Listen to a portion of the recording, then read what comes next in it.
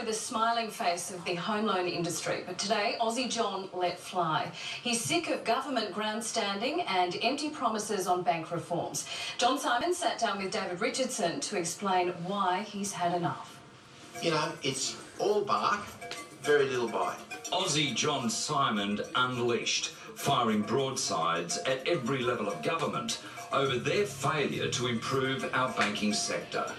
I don't think we've ever seen you this angry. Well, I'm disgusted.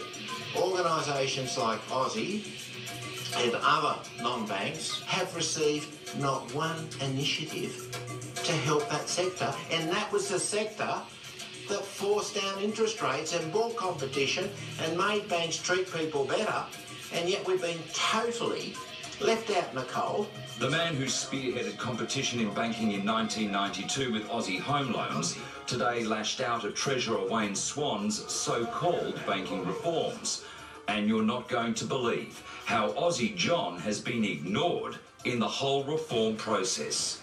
The Treasurer hasn't even consulted with organisations like Aussie that probably has done more for competition the last 2 decades than any other organisation. No one has rung you. Nobody. Not one person. Not one person. While the federal government has announced plans to rein in the big banks and inject competition and lower interest rates and fees, John Simon today told a Senate inquiry the Wayne Swan plan simply wouldn't work. He exclusively revealed his testimony to Today Tonight. Wayne Swan is more rhetoric.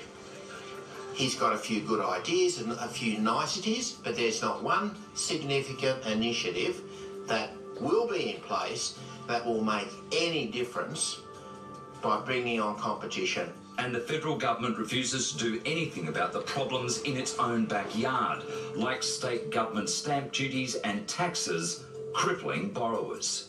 Nationally, around $57 billion has been raised from stamp duty over the past 5 years. Economist Tim Crawford from Bank West, in his second report on stamp duty, has found state government taxes on properties has risen almost $4,000 in 5 years. And now Victoria has the highest stamp duty charges in the country. The typical stamp duty nationally is nearly $15,000, and that's up around about 36% over the past 5 years.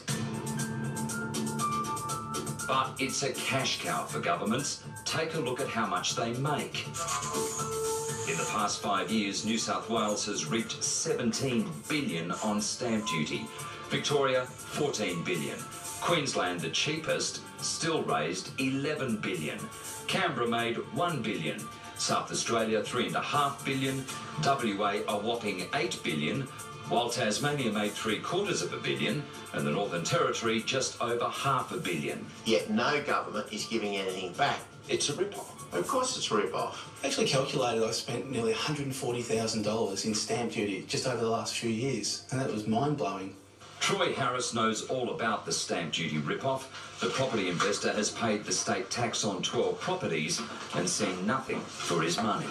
Stamp duty absolutely stifles investment. You're paying generally around 6% of the purchase price for in stamp duty alone, of which you get nothing back. And it takes property owners months and months extra just to pay off state government stamp duty alone. The government's looking at banking reforms. Well, you know, maybe the banks should support their consumer and lobby the government for stamp duty reform. At the end of the day, the poor mug consumer continues to get jabbed by taxes from inefficient governments that just burn billions of dollars of our taxpayers' money, and it goes to waste. While the government attempts to sell its bank reform package, nothing has been thrown to the non-bank lenders that led the change almost 20 years ago, nor has anything been done to stamp out stamp duties. The government hasn't gone to where competition came from, and what they're trying to create and what they're talking about is all smoke and mirrors, and it's just, as far as I'm concerned, it's all hype.